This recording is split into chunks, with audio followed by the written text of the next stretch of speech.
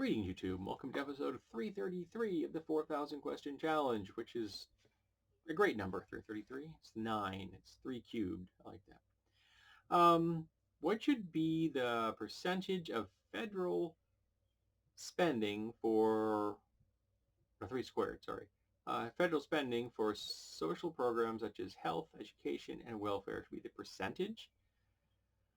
Um,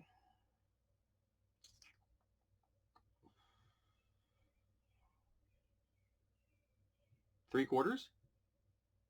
How's that? There's a percentage. If we put that kind of money into those programs, we'd solve a lot of our problems because people who had health and they had housing and food and education, all the other problems would disappear. Does the United States interfere too much internationally? Yes, yes, and hell yes. Should newspapers print quotes from unnamed sources? As long as there's some kind of verification that that source has actual information, I don't mind a source being hidden. But the reporter in question is going to have to make sure that their source is reliable. So, if a plumber starts giving them information about, problems with brain surgery in a hospital, you're going to want to find out why is that person doing that, because they apparently don't have the personal expertise. Maybe they have another angle, but maybe they're just a crackpot. So as long as you're sure that the source is solid, I don't care if they're unnamed. Should you break the law in certain situations? Which one? Yes, and it depends. There are certain circumstances when breaking the law is the only thing that can be done to save lives. But it's going to depend on the situation at hand. And some laws are just bad. Like we've had so many laws in America that limited the civil liberties and human rights of people. And those laws were wrong when they were put into power. They were wrong while they existed on the books, and they're wrong now that they're in the past. And lots of them aren't. What should be the legal rights of gays and lesbians in regard to marriage and benefits? Didn't we have a question like this 2 episodes ago? Civil liberties and human rights for everyone. Complete equality and equity. Is that clear enough? Should people have the right to defend themselves, their family, and property by all available means? I don't have a problem with the castle doctrine. The problem is that some people want to take that to one more step and do the stand your ground issue, and they use that to justify killing black people in the streets.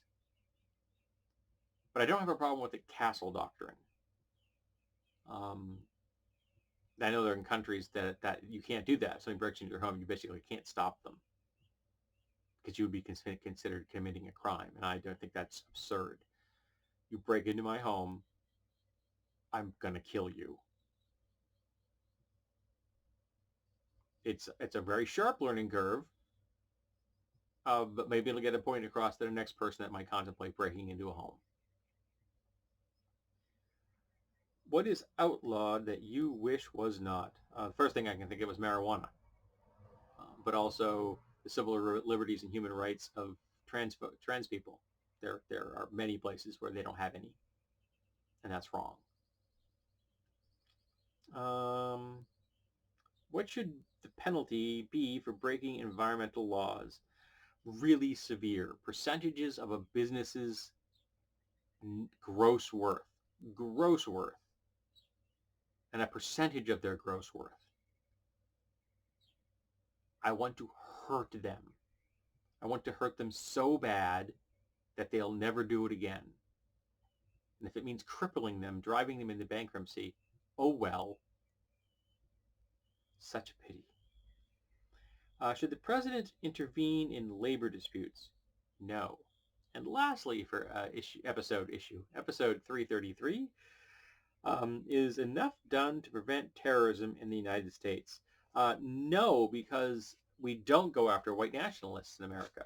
We don't treat them like terrorists. We treat them like they're lone wolves. They have mental illness, even though while they've been radicalized by online forums and and videos they've seen on YouTube and by the rhetoric of the President of the United States. We don't do enough to go after terrorism because domestic terrorism is a far greater danger to America than foreign terrorism is. But we could also help eliminate foreign terrorism if we'd stop screwing with other countries. And we'd stop backing governments that screw with other countries. We'd stop, say, for example, giving money to Israel until they stopped screwing the Palestinians.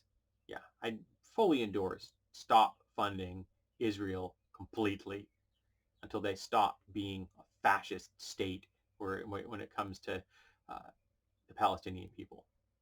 See, there are lots of things we could do. We're just not going to do them because it's too painful to face white nationalism and too many rich people like the system as it is when it comes to foreign entanglements. They make too much money. Yeah, we won't face our racism and we won't face our classism in America. Until we do, we're screwed.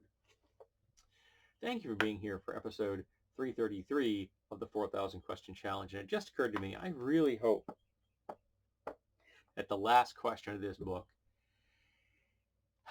isn't really, really horrible. Some of your questions have just been terrible. Who's she again? Barbara Ann Kipfler. Some of her questions are really,